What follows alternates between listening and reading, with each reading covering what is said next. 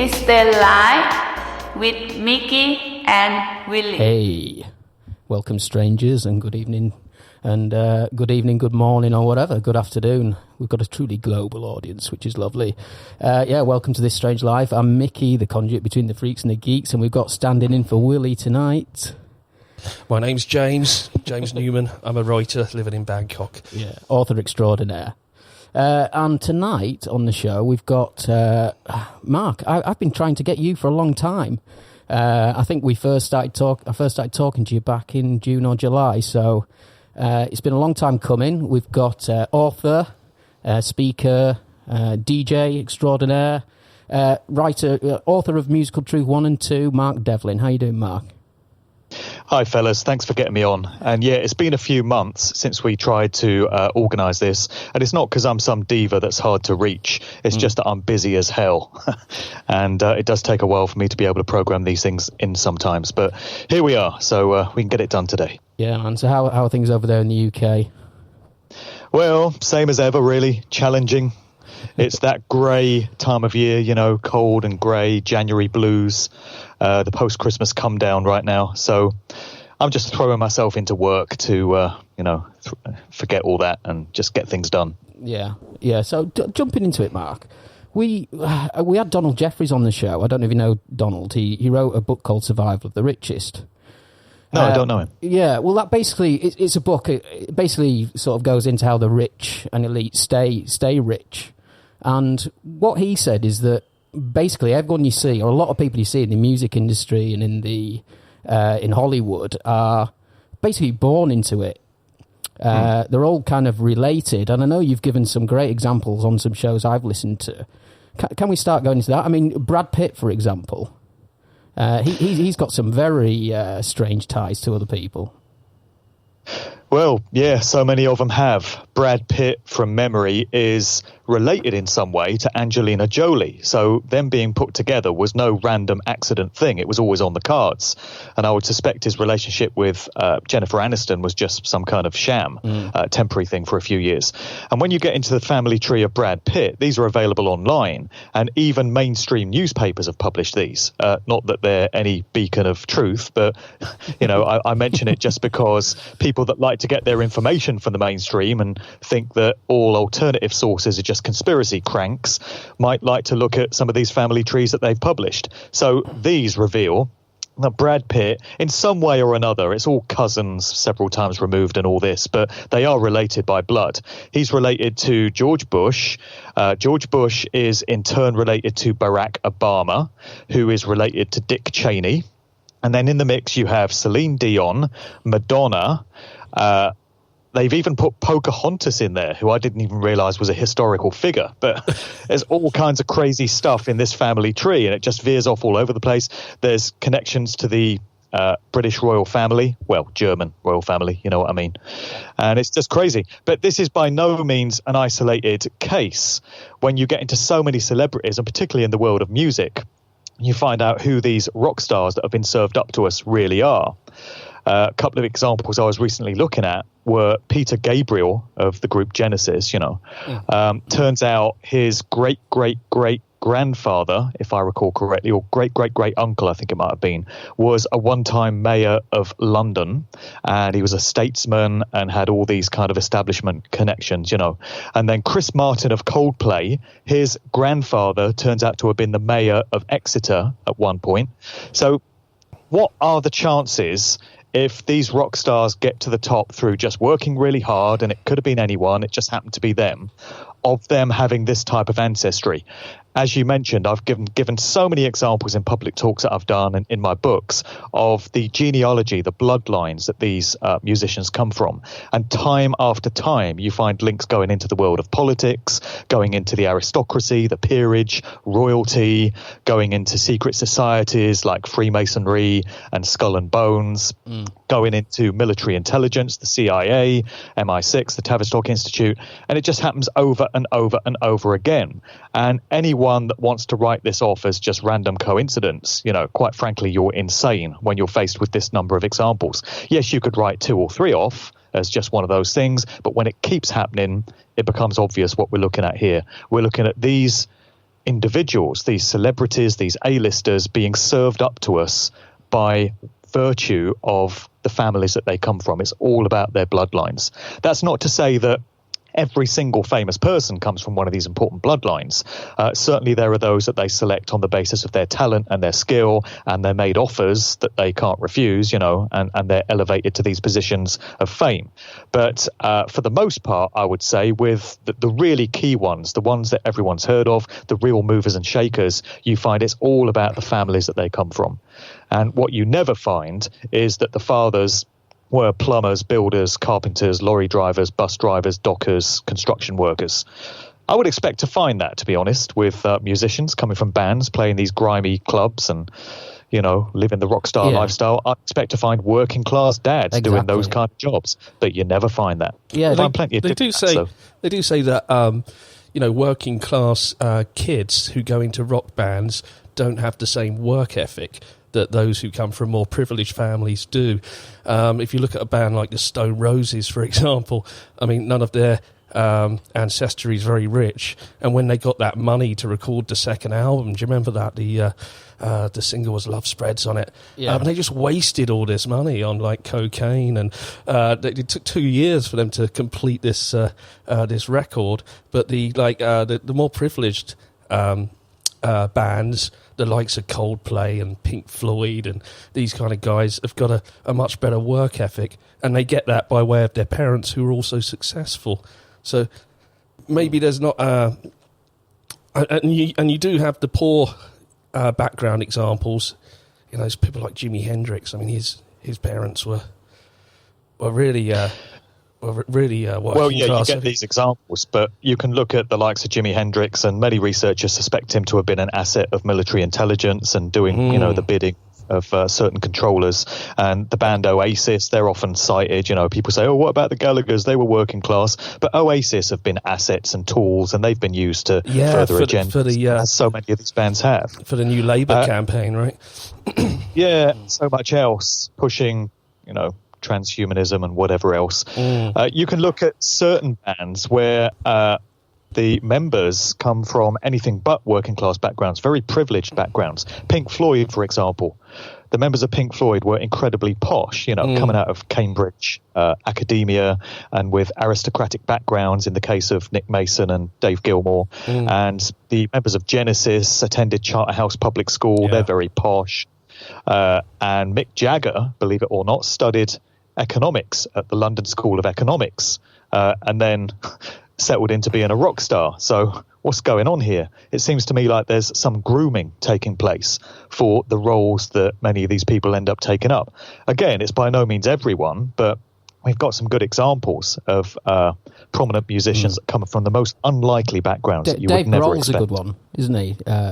Absolutely. James Harper Grohl was his father. He was a politician, wasn't he? And I think he's got a lot of different connections. Linked to William Howard Taft, the 27th President of the United States. So Dave Grohl's father worked alongside Taft, and he in turn is descended from Alfonso Taft, who was the founder of the Skull and Bones Secret Society at Yale. And then, a couple of generations down the line, you get Dave Grohl coming out as this rock star, which is not the most likely of career paths for that family, I would suggest, unless his role as a rock star is part of some bigger society-changing agenda. And as you can probably detect, that's what I'm getting at here. What did you make to the Blink 182? What was the guy from Blink 182 called? Who appeared on Rogan and was spouting all this stuff about aliens. What was that? I can't remember his name now. No, I don't know that guy. I'm not really familiar with that group. I don't know who that was. Yeah, well, apparently his dad was... I'll find his name after this and put it in the show notes, but his father was some kind of military guy as well. I think that's weird, isn't it? They're all military guys, aren't they? A lot of them military guys. I'd have been more surprised if you told me he was a lorry driver. Yeah. But when you tell me he's a military guy, no great surprise. Yeah, absolutely. I always thought that the fact what that we're looking at there is social engineering and culture creation being a military grade operation and actually being an aspect of military intelligence operations. So people think these organizations are all about keeping nations safe and surveillance and spying and all this kind of stuff. But there's a very large facet of what they do on a daily basis, which is all about changing societal attitudes and shaping and molding the way society operates and ushering in certain agendas like transhumanism, the transgender agenda. There's even an agenda going on now to normalize veganism, which I'm, quite alarmed to see because I choose to be a vegan myself. But I recognize an agenda when I see it. And when you've got Jay-Z and Beyonce suddenly trying to coerce their fans into adopting a vegan diet, you have to think, well, there's something going on here. Because, like I say, these are military-grade operations. They use the infrastructure of the military institutions to get the job done because, obviously, these institutions are full of people that follow orders and do what they're told and don't question, and they get the job done. And there's a hierarchy involved where commands come up and down the line and secrets are kept and not divulged. So it's the ideal vehicle through which to get social engineering done under the radar.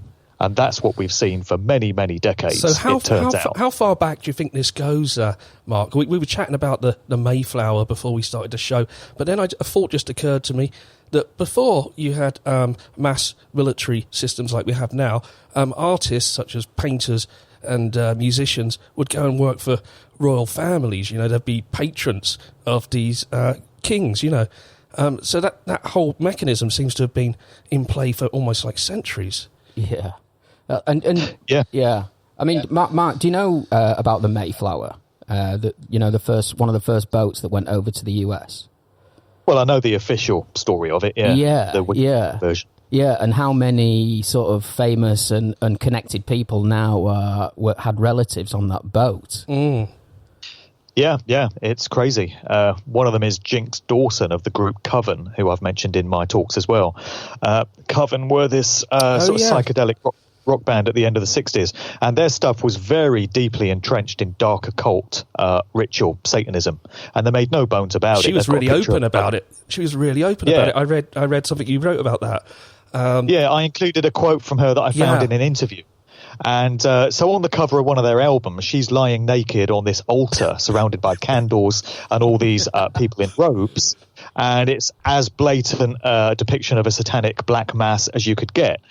If it beat you around the head with a baseball bat screaming, "I am a black mass," it couldn't be more blatant.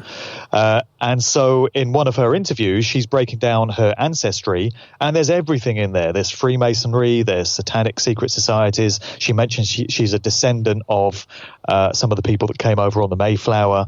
And she says, in her words, "I'm steeped in American Illuminati." Yeah. So here's another good question. If she comes from that kind of background and it's aristocrats and society figures, how does she end up posing naked on the cover of a bloody rock album and being part of a band?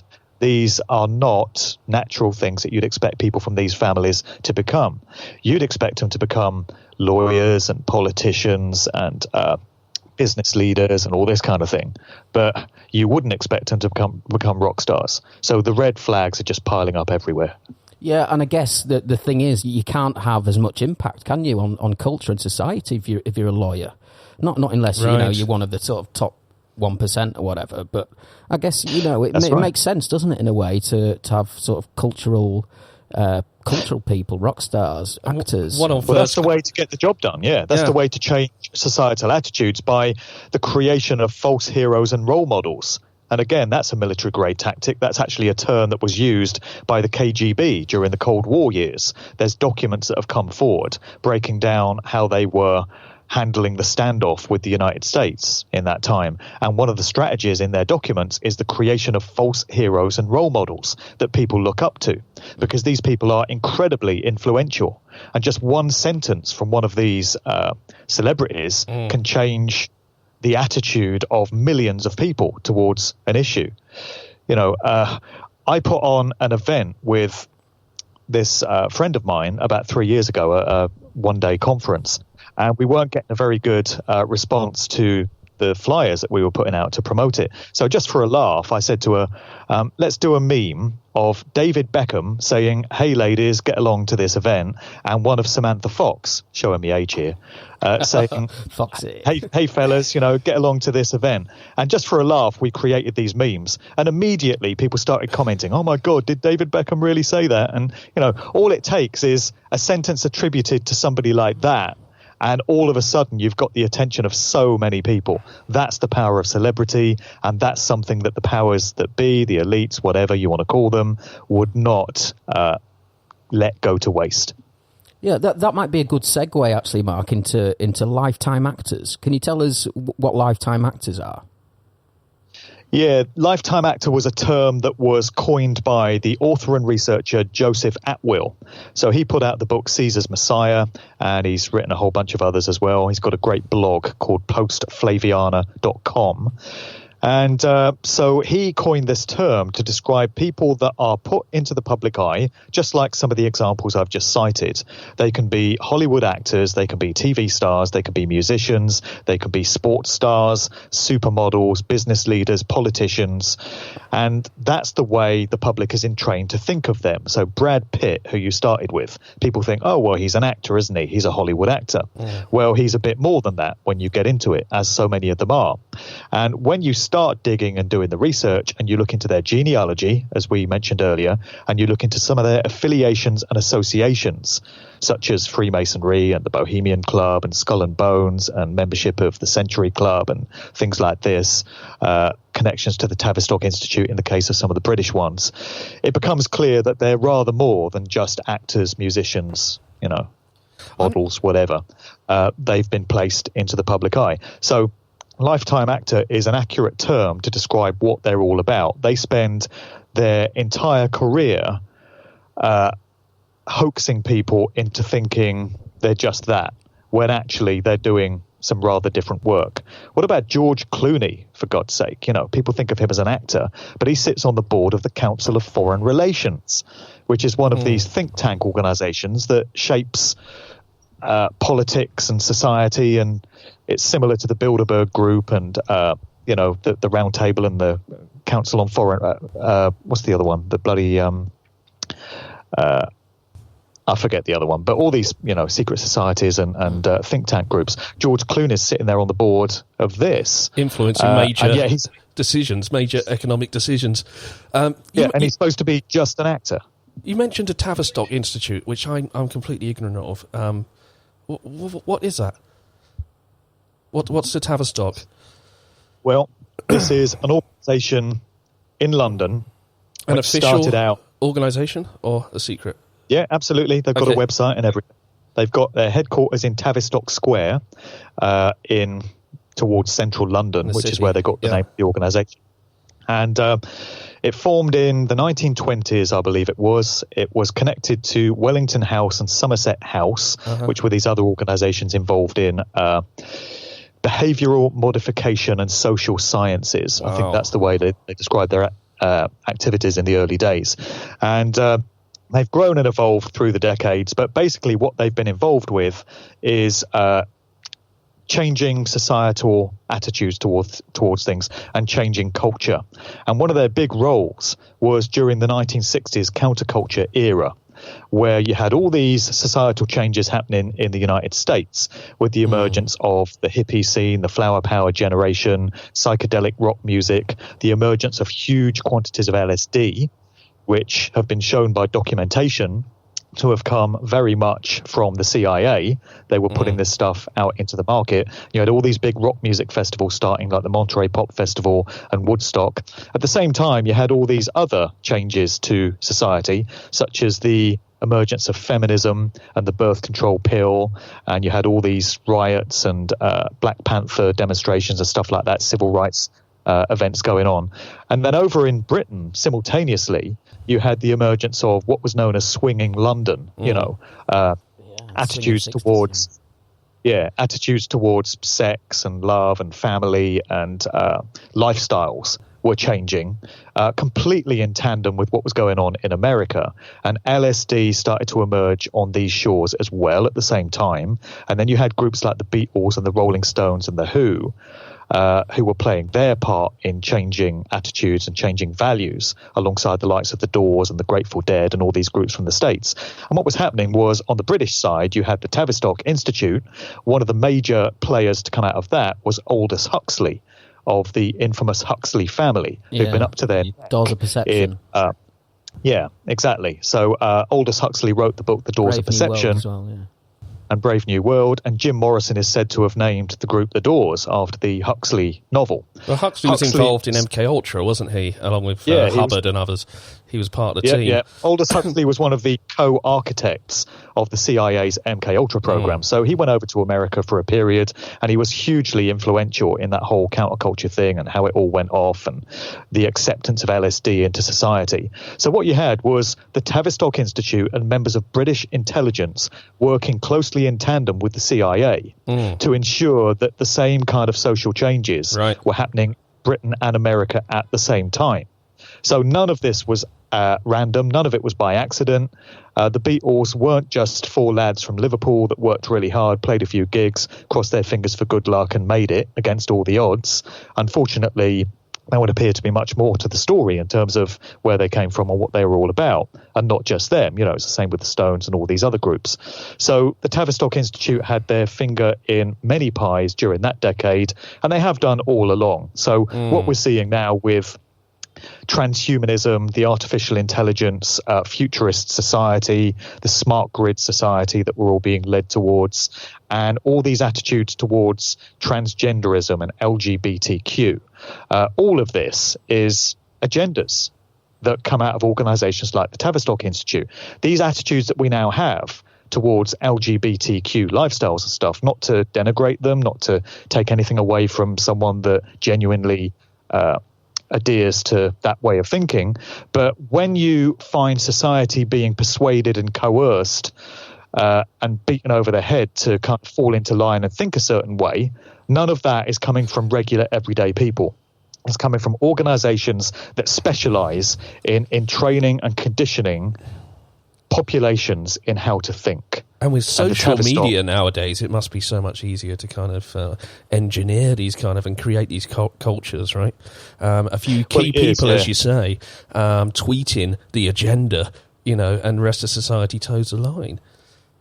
Yeah, society has changed so much just in my lifetime, just in the last 20 years, really. You know, you think back, what was 20 years ago, 1999, and there was virtually no internet. I mean, the internet was around, but not many people were using it. People had just started using mobile phones in a big way. I had a brick of a mobile phone, a Nokia 3210 or something. Me too. I think I had a Siemens. Yeah. I've still got mine. But that was crazy. That was the tail end of the dance scene, wasn't it? Really, 99. Well, what a lovely segue, James. Mark, I know you're a DJ, and I'm a DJ and producer, and I love Acid House, Chicago House. You know, Frankie Knuckles and all those guys. Can we move towards that, because we've only got an hour. And I really, really want to pick your brains on that. And just as a side note, we had William Ramsey on this podcast a few months ago. So that's a little bit of a teaser for people as to what might be coming up. But so was he smiling? Yes, he was indeed, sir. Yes, he was indeed. So can you tell us about the second Summer of Love and Danny Rampling and Oki and all those guys and how that came about and what you think the undertow might be for that you know, sort of cultural revolution? A repeat of the hippie 1960s cultural revolution, right? They tried it again. This won't be popular information for a certain generation of grizzled old middle-aged ravers who have nostalgic throwbacks to that era, but it is what it is. And like I always say, don't shoot the messenger. I didn't make it this way.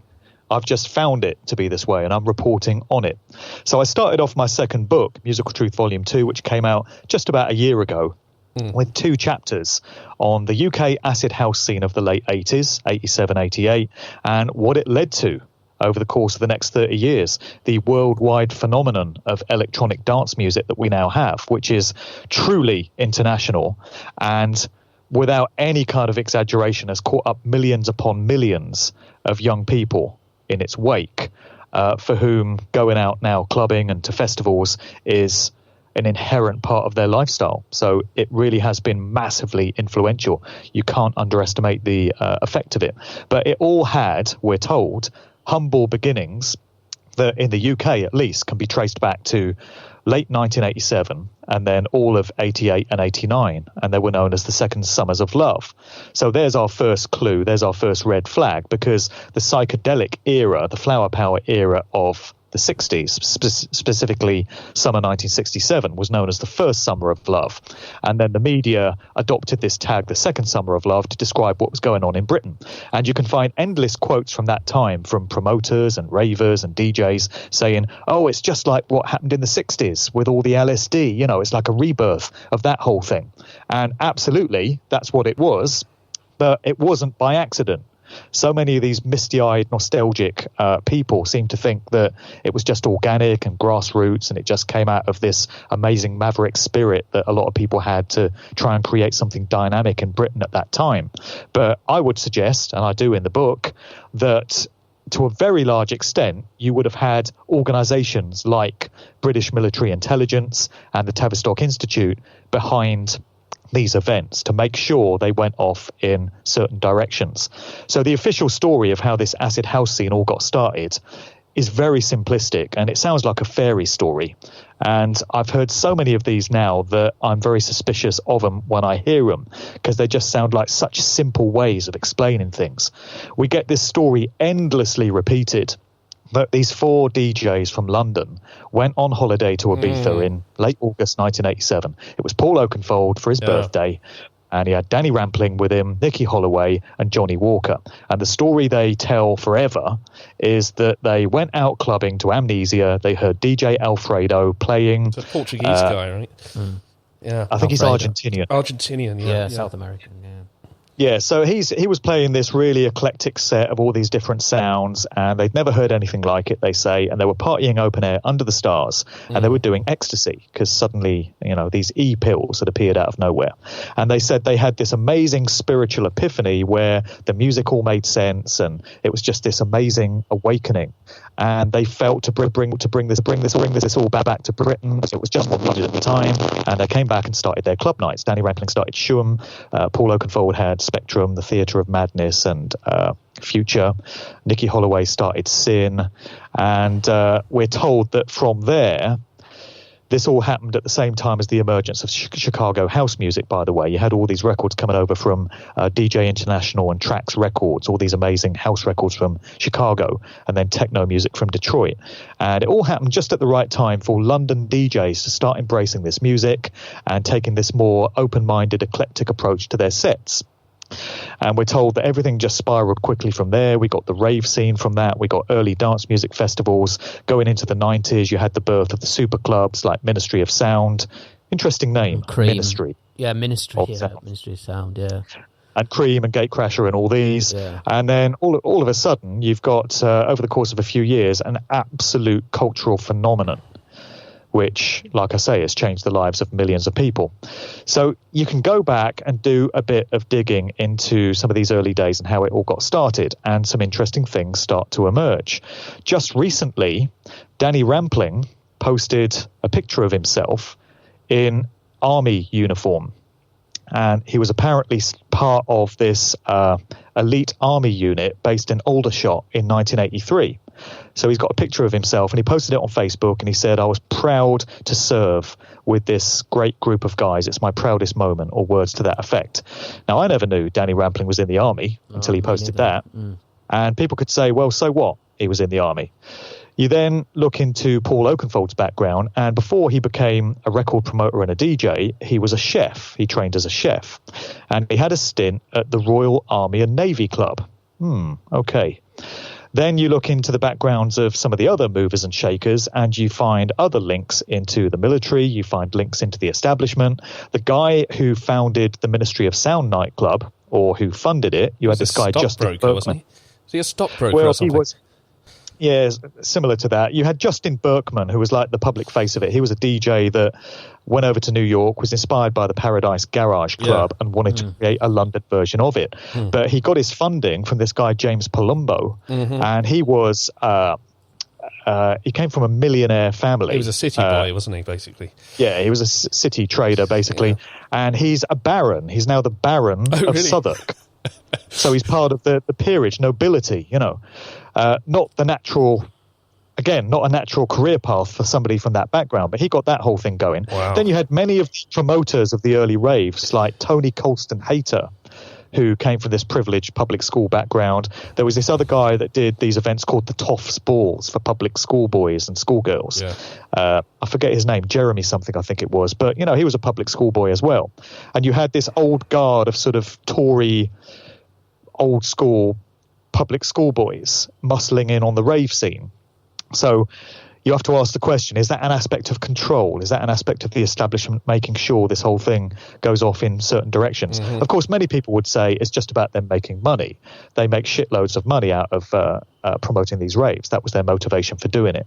But like I say, when you see the same patterns emerging time and time again, you have to start paying attention if you really want the true story. Then you got the question of where all the ecstasy came from, because this stuff just started appearing overnight. It was in clubs everywhere. Everyone was munching pills every weekend. Nobody really knew where it came from. You had a few low-level, grubby little drug dealers getting busted with their little bags of pills each weekend, you know. But nobody really found out who the barons were, the kingpins of the game. Can I ask a question, Mark? And this has always bothered me, and that is that LSD and ecstasy, well, they in some ways kind of expand your mind and kind of make you want to go against the grain and the norm.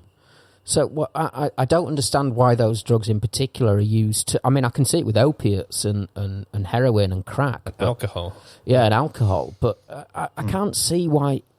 these two movements really were just... Like, it was LSD and Molly. And for me, whenever I've taken those kind of substances, it's kind of like you want to go against the norm. You want to kind of tear up the rule book. It just seems it's a weird sort of point for me to... Well, I think the point is the leaders of that kind of those generations or those movements, or the appointed leaders of those movements, then get to make political decisions for the followers of that movement. So they're kind of like false prophets. I think that's the argument. Right? Yeah. Well, that makes sense. I've never done any of these things myself, so I've never taken E or LSD. I'm just square like that, I guess. But I know many, many people who have, and they've told me of their experiences. And there seems to be a dividing line straight down the middle. So many people will say they've had amazing spiritual experiences on these psychedelics, these hallucinogens, and it's opened up their consciousness, it's changed their attitude towards life, and they wouldn't go back and change it for anything. But then you get another group of people who will say that it screwed up their lives. They will say that they've got mental illness as a result of doing too many E's or too much LSD. It's led to psychosis. It's led to bipolar disorder in some cases, and mental conditions, loss of memory. That's true. And that's dead true. Actually, I think it affects people in different ways. It's the same thing as I touched on veganism earlier, and you can have the same argument here. You'd have loads of people that have become vegans and they're just fine. They're perfectly healthy. I'm a vegan myself and I've got no health problems. But you meet a whole bunch of other people that have tried a vegan diet and they say it made havoc with their entire biology, and they're a mess as a result, and it just didn't suit them at all. So I think people react to it in different ways. Some people are equipped to deal with a lifetime of doing psychedelics, and for other people it screws them up. So there's that aspect to consider. But also I think we should also reflect on the idea that this could all have been a massive social experiment just to see what would happen if millions of people are coerced into taking these drugs every weekend in conjunction with this new style of music, which is all digital and electronic in nature, in conjunction with all these themes that were introduced into the raves and the festivals and these club nights. Because you look at early flyers going all the way through to today, And you see all these new age themes, all these themes of esoteric and spiritual things going on. You see pyramids, you see all these Illuminati signs and symbols. You see UFO and alien symbology cropping up. And in the recent glut of dance events over the past few years, what you're seeing almost without exception is the glorification of transhumanism and artificial intelligence ideas. And to my mind, that was the long-term plan of getting this whole scene going, because where we're at now in 2019, you've got all these massive events like Tomorrowland, Tomorrow World, Dream State this, and Future Music Festival that, and they're all about Electric Days Carnival. They're all about entraining people that are into this style of music to embrace electronic and digital ways of doing things as fantastic as the future.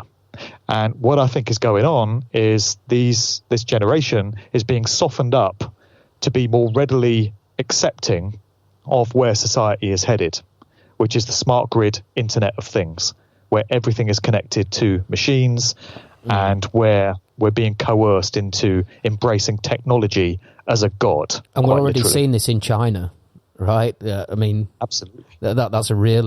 That's a real sort of something we've got to be wary of. Black Mirror. They've got the social credit system there. Yeah, exactly. Yeah, it's social credit, facial recognition. Yeah. So you're walking down the street, and in real time, you're being monitored by cameras, all done by artificial intelligence. Of course, there's no humans doing it; it's just computers running the show, and your identity is being called up on a computer. All your details are there. And you have a social credit score applied to you according to how well you're adhering to the system and its rules and regulations. So if you're someone that falls into line and does everything that you're told, you'll get a high score. But if you have a bit of a rebellious maverick spirit and you think, fuck that, I'm not complying with that regulation, that makes no sense. Nobody's getting harmed, so I'm not going to fall in line with that because it doesn't suit me. Then you're going to make yourself an enemy of the state, and you're going to rack up a very low score. And when your face gets zapped walking down the street and pulled up on a computer, you're not going to get looked on favorably. And there's all kinds of measures in place to punish people and make life difficult for them, evidently, when they don't fall into line with what's required. What you could do as well is, I touched on this in my latest book, is you could use that social credit score and use it as actual currency. That would be an interesting thing. So you would not only would work and you'd have credit from your work and your job, but you'd also be awarded like bonuses for towing the line, which you could then spend in designated government outlets. That's awesome. It's an interesting, and I didn't think about the posters and the science fiction imagery that you would see with the dance scene as well. But it's a big business, isn't it? If you think about transhumanism and the kind of things we're almost in reach of being able to do, with having implants put in and microchips and this kind of thing, it's going to be really big business. And there's a vested interest in making that popular with the younger generation, right? Yeah, and they know exactly the way to make it all fashionable and make it all appealing. You get guys like Paul Van Dyke and Carl Cox and Steve Aoki and all these as the poster children for what they're trying to usher in. And, guys like them and many others really are the gurus of this scene because they have fan bases like you just wouldn't believe platforms. In terms of how they're put up on pedestals. So I visit Paul Van Dyke's Facebook page sometimes and Carl Cox's just out of interest, just for research, to see the sort of things that their fans are saying about them. And you literally get comments like, "You are my God. I named my firstborn child after you. I follow your every move. You've changed my life. I go to every rave, every gig you do. I follow everything." And the level of dedication that these fans have towards these false heroes and role models, because they've all been placed there and given these roles, is quite stunning. It's mind control to the very extreme. And so that's why you see the same names headlining all these big festivals all over the world. And it's why you see the same themes and the same icons and the same motifs being used at all these festivals as well. You've got large numbers of people all doing drugs, primarily listening to electronic dance music, produced at who knows what kind of sound frequencies with who knows what stripped in and embedded into the recordings, because this all happens on an unseen level. And because it's digital electronic in nature, you can put stuff in and be affecting people psychologically and emotionally and spiritually without them realizing it's going on. And then you've got all the graphics and all the visuals as well, depicting all these esoteric themes. And just consider that cocktail when you're completely open and rife for manipulation under the influence of all these different things. And this is happening every weekend in every country around the world, affecting millions of young people. And they're tapping in, Mark, into basic human nature. I think in one of your presentations you mentioned the Moby comment, which I think was awesome, about the campfire and the banging on the log. It's exactly the same as the flashing lights and the banging music in a nightclub. We've been attracted by this phenomena for centuries, right? Let me pull that Moby comment up, because it's really awesome, is, isn't it? Yeah. The point that he made was incredible.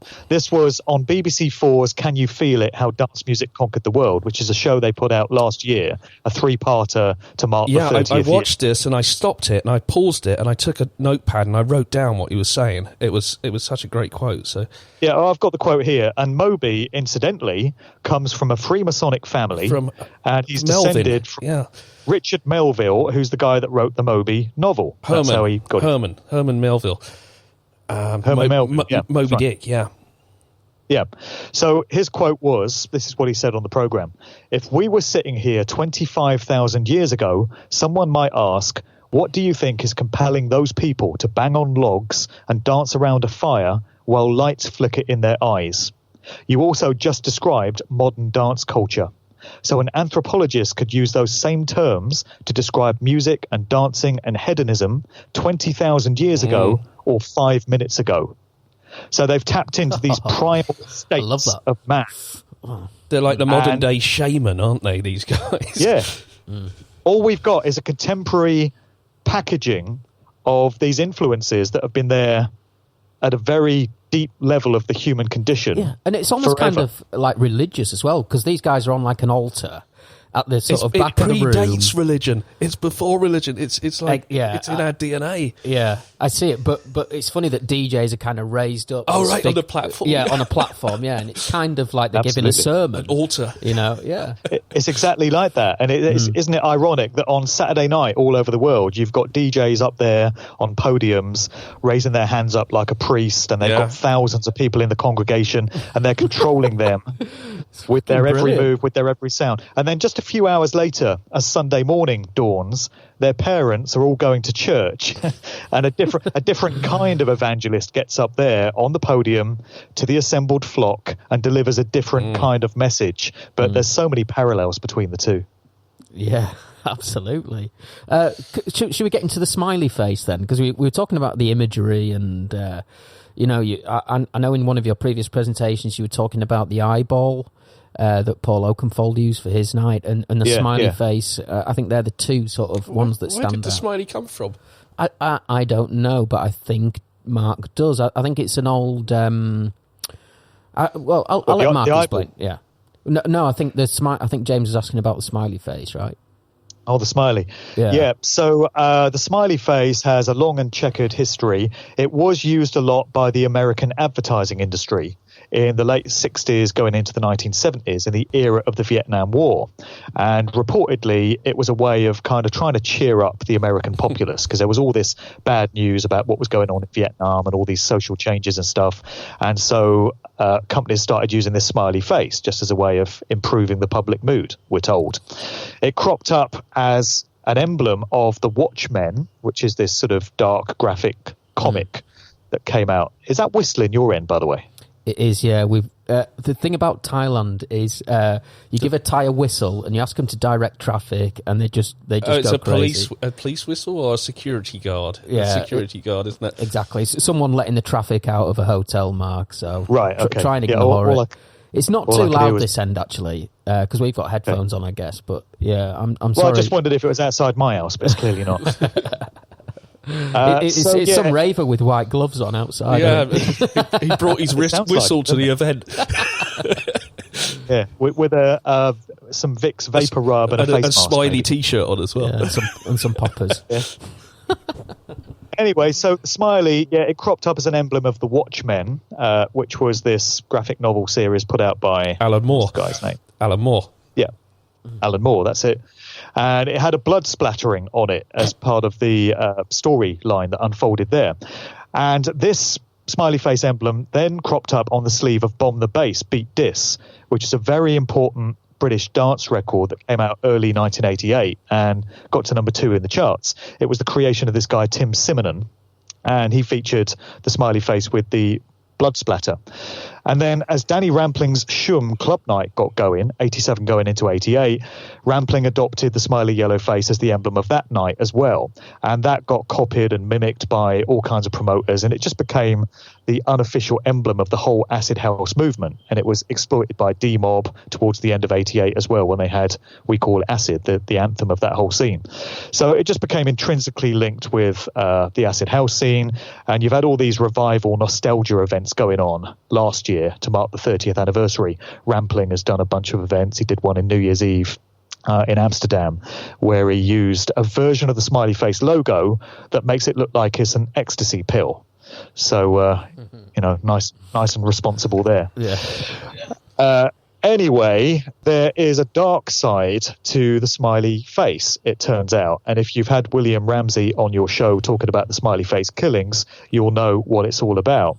So in a nutshell, he's done some great research into this. And it's this series of murders which has been taking place in the United States, and there's a bunch of them in the UK as well that fit the same pattern, where young men of college age go missing on their way back from being out drinking at social functions. They're last seen, walking away from these events, and the next thing anyone hears of them, their body has been discovered in water. So they get found in lakes and rivers and creeks and things like this. And in the vicinity of where the bodies are found, you've had a smiley face daubed onto rocks or trees or, on walls in paint or whatever. And the mainstream media and the police, it would seem, have been treating these events as random standalone things. And for the most part, they've not been connecting them as the work of a group, because it can't be the work of just one individual because of the geographical spread of where all these bodies are washing up. William probably told you this. Yeah, there were a couple of... Sorry, Mark. Yeah, it's as far out as Australia. Really? in some of the port, in some of the harbours in Australia, and we've got Manchester, Bristol, and then we've got the US ones as well. So it really I is didn't quite know they were spread happening in Australia. Yeah, there's a couple. If you look on YouTube, there's you can dig them up. Yeah. Oh, well, the smiley face has been found there as well, right? Yeah. This is a recent thing. This is a recent... in the last 10 years, yeah. So it could have been internet-based. It could have been a ring Absolutely. on the dark web or something. Absolutely, James, yeah, something like that. It's been the last really 10 weird. years or so, from what I gather. I knew that there's been loads in the United States in all kinds of different areas, and it's been happening in the UK as well. And it would certainly indicate that there is a coordinated group that's carrying out these killings. And it would certainly appear that the smiley face has some relevance to it. You could make the argument that it's a copycat kind of thing, and people are just doing it for shits and giggles or whatever, strange kind of shits and giggles. But I think there's going to be some dark, sinister element to it, and some meaning behind the smiley face being put there. I don't know what slant William may have put on it, but there's different schools of thought as to what it all means. Well, William referred us to his online documentary, the one that you can buy on Vimeo, so I won't give it away. I'll let people go and buy that, and he gives a few of his hypotheses. Is that the right word, James? Almost. Yeah. He gives a few of his, whatever the word is. There's something I mentioned in my book. I've just pulled it up here. I did mention that the smiley face appears to lie within the doctrines of chaos magic. Yeah. And if you look at the opening lines of the book Onion Peelings from Aleister Crowley's Book of Lies, you find the phrase, "The universe is the practical joke of the general at the expense of the particular," quoth Frather Perdurabo, and laughed. And Alan Moore has admitted to being an occultist with a fascination for the works of Crowley. And he incorporated some of these ideas from the Book of Lies into his Watchmen comic.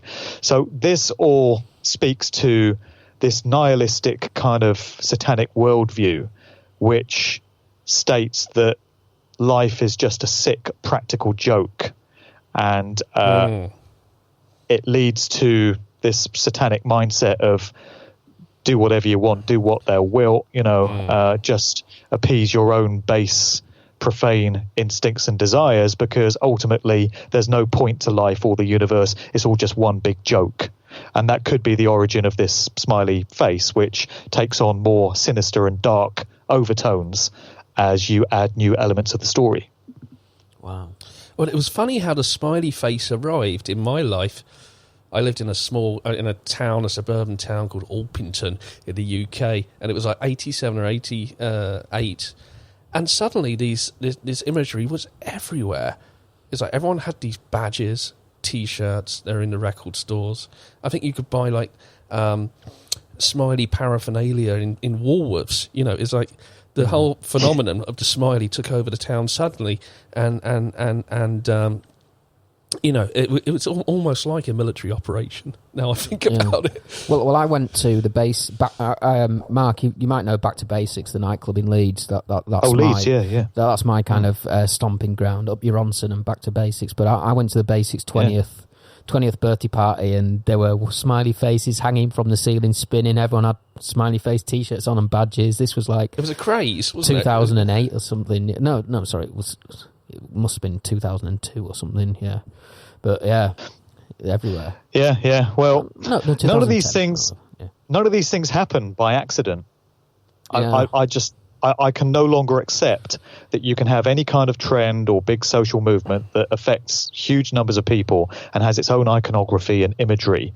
I just can no longer accept that happens at the hands of just a couple of visionary promoters that decide to do the thing, and it just takes off like that. Mark, do you see anything sort of rearing its ugly head now? Apart from the transhumanism. Well, yeah, I just see transhumanism and the AI futurist society being endlessly pushed by electronic dance music now. That's all you're really getting. And the music now just sounds horrific to me. I mean, I know I'm old school, I'm a nostalgist.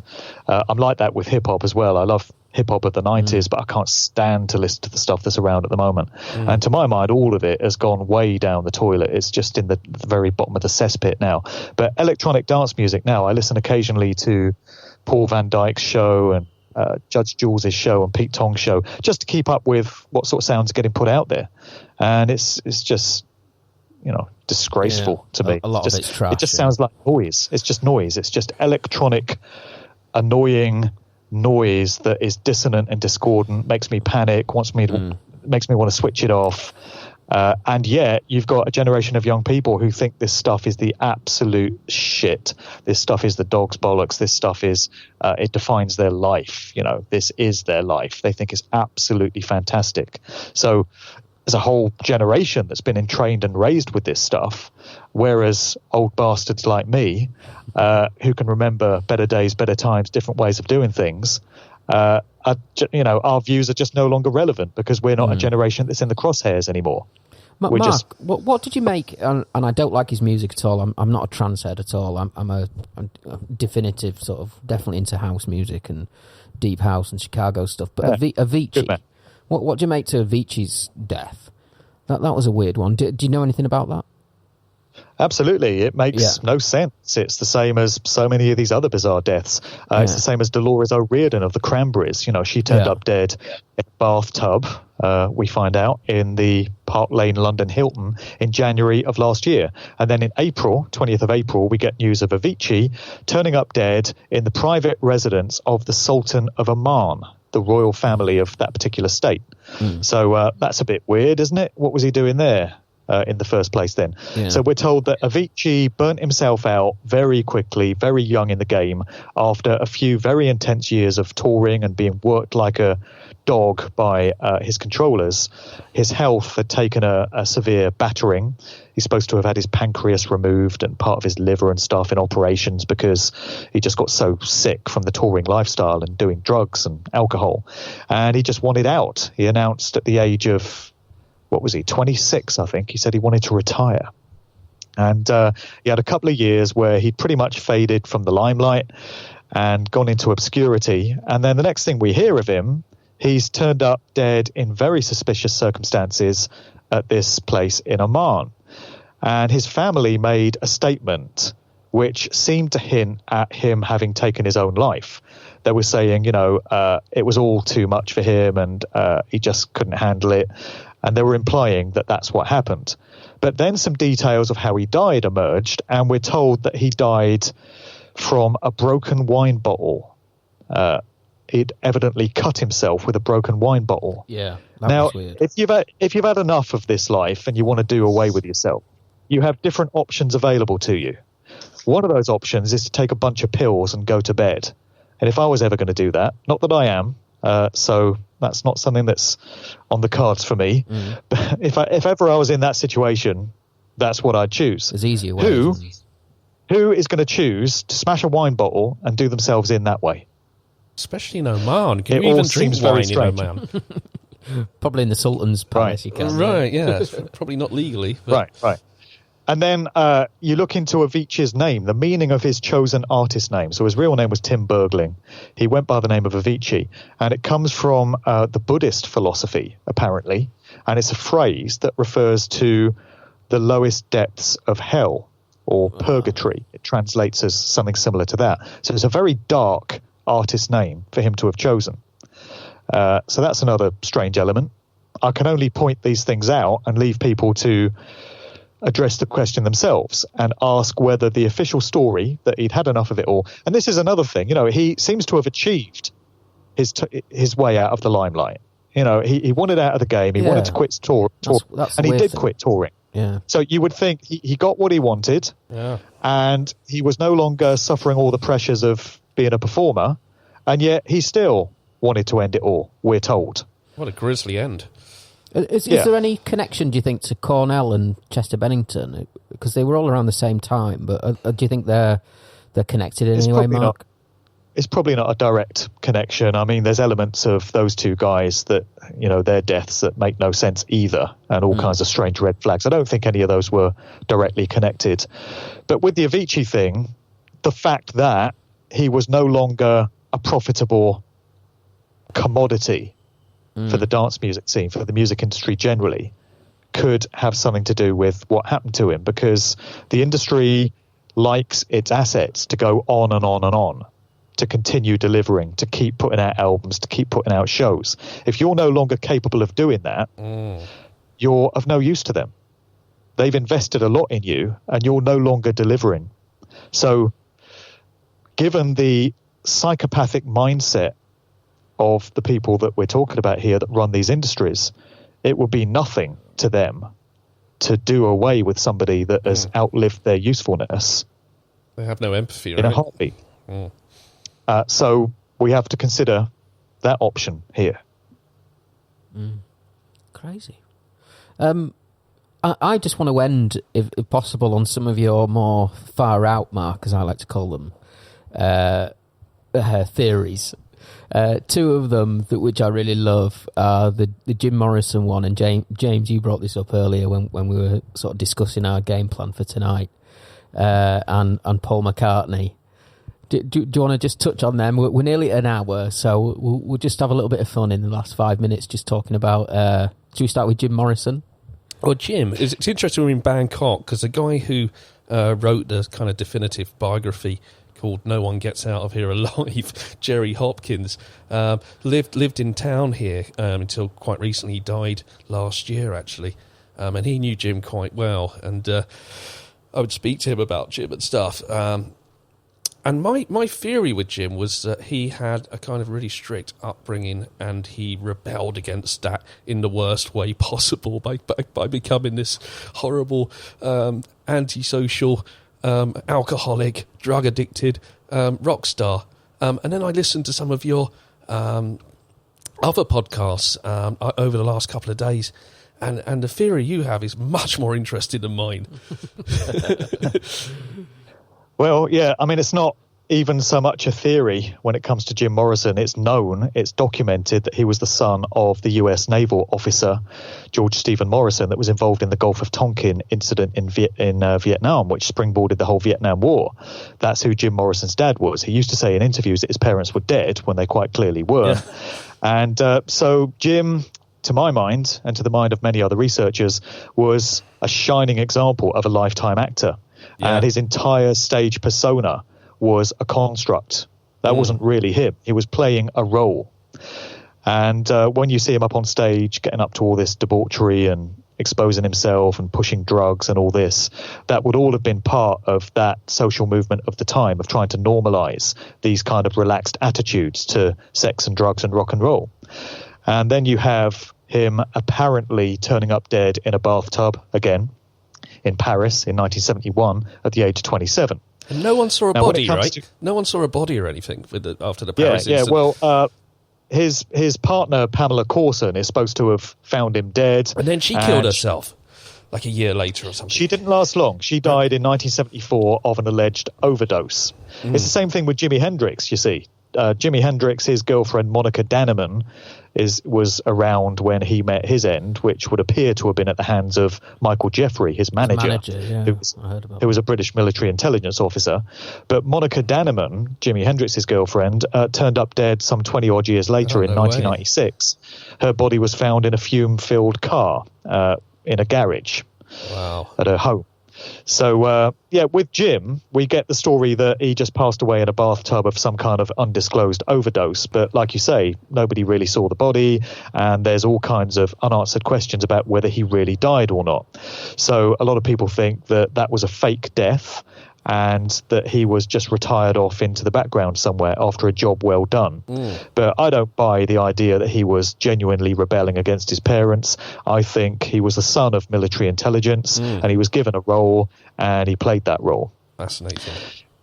Paul McCartney, well, my stance on that has changed somewhat over the years. So when I first got into all this research, I bought the official conspiracy story, which is that the real Paul McCartney died in a car crash in 1966 and was replaced by an imposter that's been playing the public role of Paul McCartney ever since. Now, this subject area is so vast that you could probably spend the rest of your natural human life looking into it, looking 8 hours a day. Looking at photos and stuff and comparing them and all this kind of... And still not get the answers. So where I'm at with that now is there's actually no verifiable proof that the real Paul McCartney died in 1966. There's tons of hints and clues and little symbolic pointers in Beatles album sleeves and in photos and stuff to suggest that this happened. But you've got to remember that symbolism can be hinting at all kinds of things. It's cryptic, it's ambiguous. What I can say is that when you look at photographs and video footage from over the years, there has been more than one Paul McCartney.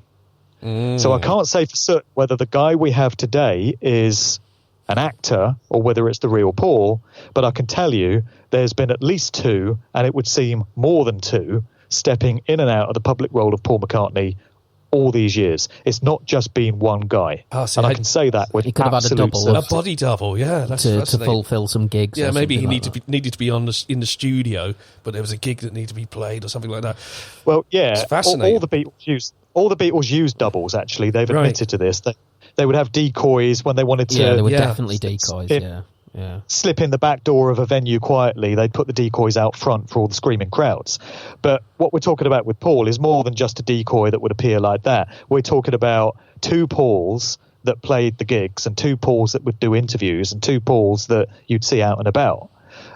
So some people think they were twins. They think that we've not been told that Paul McCartney was one of fraternal twins. That remains a possibility. Other people think that they just trained up this other guy and he underwent surgery and all kinds of alterations to make himself look more like Paul. And this is the hypothesis of the book, The Memoirs of Billy Shears, this infamous book out there credited to Thomas Hugh Harriot, which has just got a new version released a few months ago. And it purports to be the autobiography of the guy that's been playing the pub, can't he? Spilling the beans. This would make a fantastic documentary, wouldn't it? It'd make a fantastic comparing all the footage. And get on it. Yeah.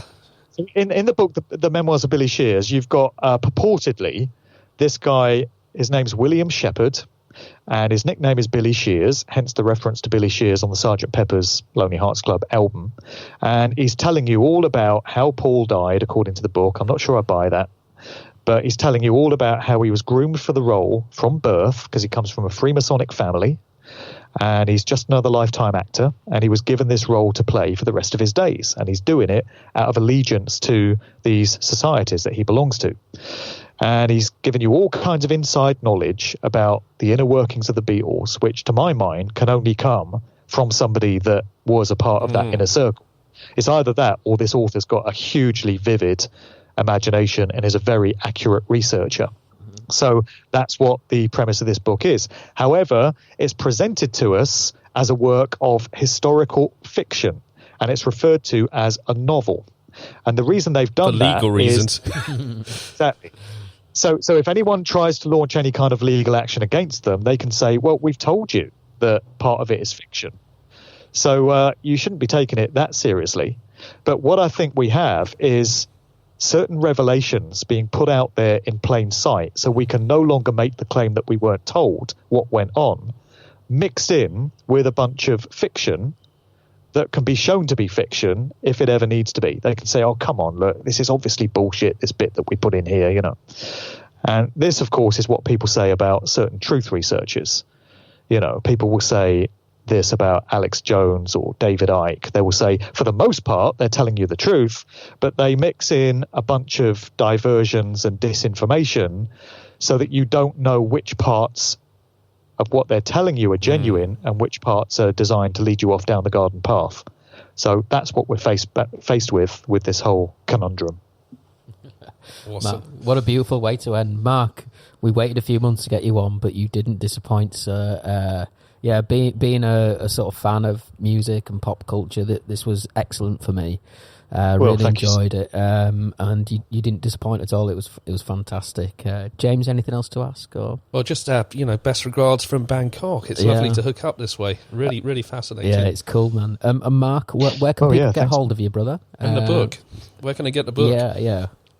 Well, yeah, both books, Musical Truth Volumes 1 and 2, are available on Amazon. But if people want to get a copy from me direct, a signed copy, they're welcome to send me an email to markdevlinuk@gmail.com. And if they can pay by PayPal, we can just do it between ourselves and keep Amazon out of it. So my main website is markdevlin.co.uk. My YouTube channel is /MarkDevlinTV, so there's a whole load of my public talks and presentations up there. I've also got my Good Vibrations podcast, and all the conversations from that are posted on that YouTube channel. That's about it, I think. MarkDevlin.co.uk is the one-stop shop for all the links, basically. Excellent. Awesome. Mark, thank you so much. We've been This Strange Life. You can catch me on Twitter at CryptoMickey. You can catch us on the interweb at thisstrange.life, or on our podcast Twitter and Instagram at Strange Life This, and email us at thisstrangelifepodcast@gmail.com. Where can they get hold of you, Jamesy? I do Twitter now. Yeah. I've just got back onto Twitter, so James Newman BKK, because I want to start using Twitter again, so contact me there. All right, Mark, you've been wonderful. Thanks, brother. All right, thanks, guys. Thanks for having me on. Have a great day. No worries, man. Cheers. Okay, sorry for the wait. No worries.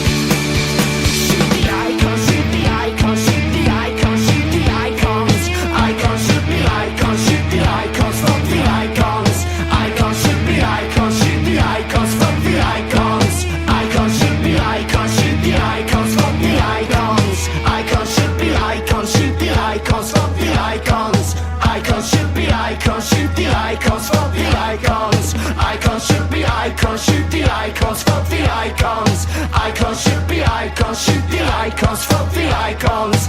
Icons should be icons, shoot the icons, fuck the icons. Icons should be icons, shoot the icons, fuck the icons.